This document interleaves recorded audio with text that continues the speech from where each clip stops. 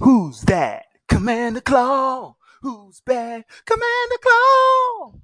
Hey, do you like deck building? Do you like commanders that no one is not really talking about? Maybe you have an interested flavor brew or just a different brew or just something you want to try a little bit different.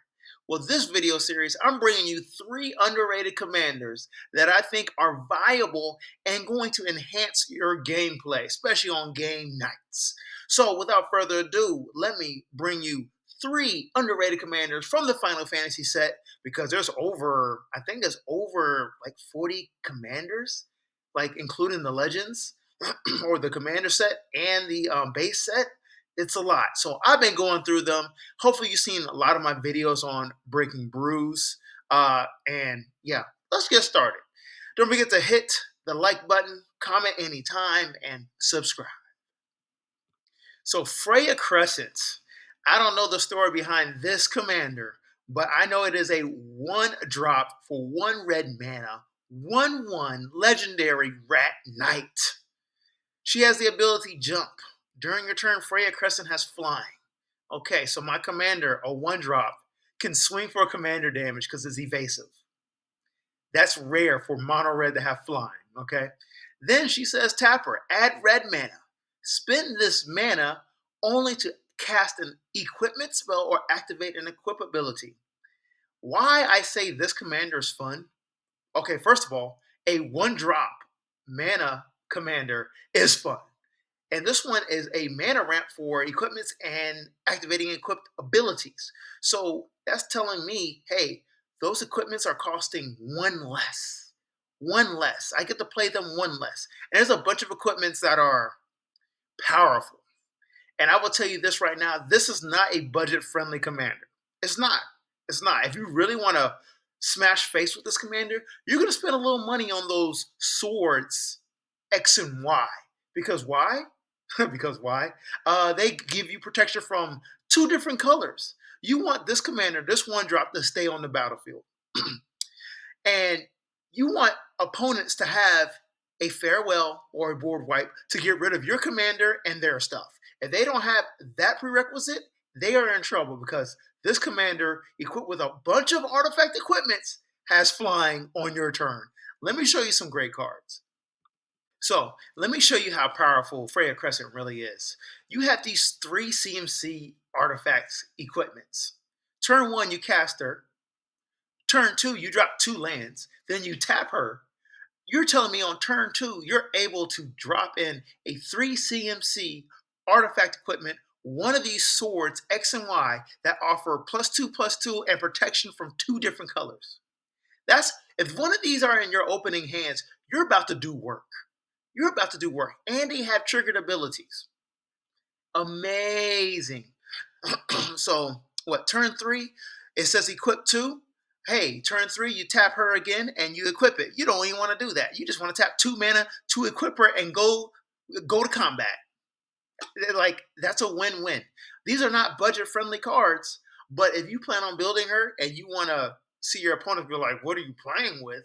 Yeah, I think she's a great, fun commander. So yeah, you are worried that your opponents possibly will remove her. She's one drop, commander taxes 2 additional mana, 3 mana to cast your commander in mono red is expensive, and it only gets worse from there. I would ideally plan on commanding or casting my commander, Freya Crescent, 2 times max. But remember, in mono red, there's ritual cards that give you explosive mana counts. Like Open the Omen Pass. You tap 3 mana, and you pretty much get 4 mana to cast your commander. Right? Desperate Ritual, you get 3 mana. Mana Geyser, y'all should know this by now. Tap 5 mana, and you get red mana for each tap mana tap lands your opponent's control. So all I'm saying is you're going to build your deck with Freya Crescent coming out turn 1, dropping in one of these powerful swords turn 2, equipping it turn 3. If it gets removed, you got mana rituals in your hand to pay the commander tax, and you're back at it again. And honestly, you're going to take out at least one player because you know what you need to do? Add double strike. And there's a bunch of cards that are instant speed spells that give your commander or other creatures double strike. Teamer Battle Rage, one of my favorites. For 1 red, instant target creature gains double strike until end of turn.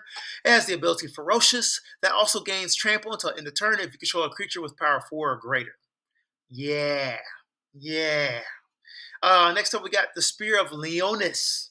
For 2 and a red, legendary artifact equipment. Whenever a equipped creature attacks, choose one. Let's see. Bull Rush, it gains double strike until end of turn. Second one is Summon, create Phobos, a legendary 3/2 red horse creature token. Then Revelation, discard 2 cards, then draw 2 cards. Equip 2. Like, look at these artifact equipments, they're powerful. Then you got Savage Beating, right? Tap 5 mana as an instant, cast a spell only during your turn and only during combat. Choose one. Creatures you control gain double strike until end of turn. Untap all creatures you control. After this phase, there's an additional combat phase. Entwine for an additional 2 mana. So that's what I'm saying here is you could deal major commander damage with Freya Crescent on turn 5. If you got the opening hand with the artifact equipments, the swords especially, and just give double strike. Game over. Okay, so we got Squall, Seed Mercenary. For 2 white and a black, legendary human knight mercenary, 3/4 body. It has the ability Rough Divide. Whenever a creature control attacks alone, it gains double strike until end of turn. Also, it says whenever Squall deals combat damage to a player, return target permanent card with mana value 3 or less from your graveyard to the battlefield. This is, to me, this is like the ultimate utility commander. And it's only more powerful because it's white and black. Uh, First of all, it gives a creature double strike if it attacks alone. That exalted ability, it attacks alone, giving a creature double strike. I'm telling y'all, double strike is the most powerful keyword in the game. Giving that creature double strike. Think about the haymaker creatures that are in black or powerful angels that are in white. That if they had double strike with their triggered ability, it is ugly for your opponents. One card I think of is Skitherix, the Blighted Dragon. It has Infect, and it's a 4/4 flyer. Come on, if it somehow got boosted additional 1 and it had double strike, that's game over. And that could just be a powerful legendary creature that's in the 99 of Squall. That's just an example of how I really like this commander. Otherwise, its last ability, when it deals combat damage to a player, return target permanent card with mana value 3 or less from your graveyard. That includes lands. So being able to reanimate lands and any permanent with 3 CMC or less, the creativity is only limited by you and what you want to do. And I honestly think you could build this commander in tribal just for fun. One tribal I like to talk about is Angel Tribal. Let me show you. Hey, tribal may not be the best, but it is fun. Look at these 3 CMC angels out here. If they get destroyed or you purposely put them into your graveyard through discard or self-milling, with your commander Squall, you can reanimate them. Look at over here on the right-hand side, Giada Font of Hope for 1 and a white, 2/2 body, legendary creature angel, flying vigilance. Each other angel you control enters the battlefield with an additional +1/+1 counter on it for each angel you already control. Tapper, add a white mana, spend this only to cast an angel spell. Easy, easy. Look at, there's more than enough low CMC angels and CMC creatures that are supportive by this construct. This commander, I think, is super fun. I feel like you can even build it zombie tribal. And the best part is it gives your creatures double strike without you investing in an equipment or an enchantment spell or a aura or a one-time instant speed spell that gives it double strike. Your commander says, whenever this creature attacks alone, double strike. So, Kain, Traitorous Dragoon for 2 and a black, 2/4 body. Legendary human knight. He has the ability jump. They are really using this jump a lot. They're putting it on creatures that are low CMC, and on your turn they can fly, giving yourself an invasive creature, allowing you to swing for commander damage. They're making it interesting. Also, Kain says whenever Kain deals combat damage to a player, that player gains control of Kain. If they do, you draw that many cards. create that many tapped creature treasure tokens, then lose that much life. So honestly, this is like a group slug commander that's going to be passed around the board, and it rewards players the bigger he is by drawing cards and treasure tokens, but you lose that much life.